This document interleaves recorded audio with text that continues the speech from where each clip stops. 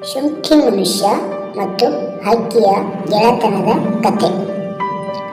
ಒಂದು ಕಾಲದಲ್ಲಿ ಶುಂಠಿ ಮನುಷ್ಯ ಎಂಬ ಉದ್ದ ಮೂಗುಳ್ಳ ಒಬ್ಬ ಮುದ್ದಾದ ಮನುಷ್ಯನು ಇದ್ದ.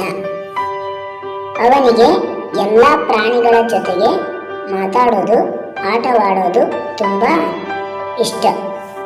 ಒಂದು ದಿನ ಶುಂಠಿ ಮನುಷ್ಯ ಕಾಡಿನಲ್ಲಿ ನಡೆದುಕೊಂಡು ಹೋಗುತ್ತಿದ್ದಾಗ ಒಂದು ಚಿಕ್ಕ ಹಕ್ಕಿ ನೆಲಕ್ಕೆ ಬಿದ್ದಿರುವುದು ಕಂಡು ಬಂತು.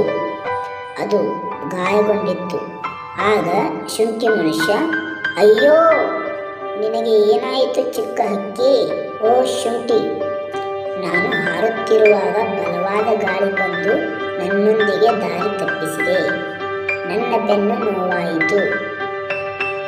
ಶುಂಠಿ ಮನುಷ್ಯ ತಕ್ಷಣ ಹಕ್ಕಿಯನ್ನು ಎತ್ತಿ ತನ್ನ ಮನೆಗೆ ಕರೆದೊಯ್ದ.